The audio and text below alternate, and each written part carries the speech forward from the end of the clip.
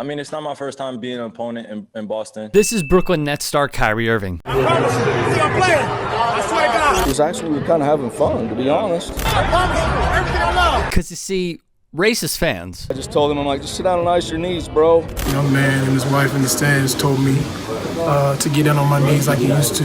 And then it turned into not safe for work. Like Shane Kiesel, a big supporter of Donald Trump, continue their bigotry. Bro, I've been called, like... Is that right? Yeah, and it's crazy because this happened to me on a few occasions. DeMarcus Boogie Cousins was called the N-word by a Celtics fan who was banned by the team not for life, but for 2 years. You know, I'm just looking forward to competing with my teammates, and you know, hopefully we could just keep it strictly basketball.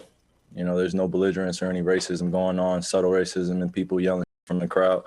But even if it is, it's part of the nature of the game, and we're just going to focus on what we can control. So Kyrie simply asked fans not to be racist. Apparently, this is controversial. If you take Kyrie Irving's brain and put it in a bird right now, guess what that bird is going to do? It's going to fly backwards. Former Celtic Kendrick Perkins has despised Kyrie for a while now, and with Irving asking fans to exclude racism, Perkins was applauded by none other than Fox News. He said it's always extra with Kyrie. I don't even know why we're surprised by this comment. Just think about it. In New York the other night, fans were chanting F Trae Young. That doesn't mean that they're racist. That's just they're ruthless. They're just cheering on their team. But do we expect anything less than Kyrie to be extra about something? So Perkins is using an example of a swear word being used not by, for example, Marcus Smart, who is arguably the heart and soul of the Boston Celtics. In the Players Tribune, published October 19th of 2020,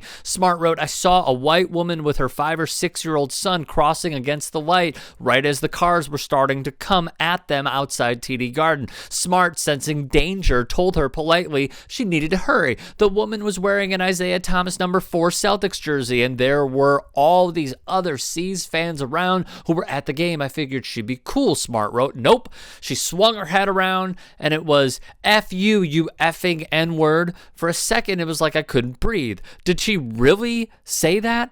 And in an instant, just like that, I was made to feel less than human.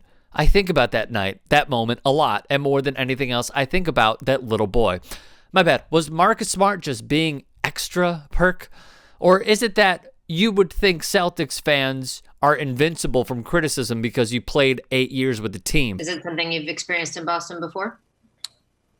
I'm not the only one that could attest to this. Again, how is this controversial? As NBC Sports Boston wrote, Irving isn't the first athlete to speak out on Boston fans making racist remarks. Adam Jones, an outfielder for the Orioles, brought the issue to the forefront in 2017. Former MLB outfielder Torrey Hunter also said he experienced racism that led him to including a no-trade clause to Boston. Fans can say stuff about a man's family, wife, and kids. Tell a player, get down on your knees like you used to.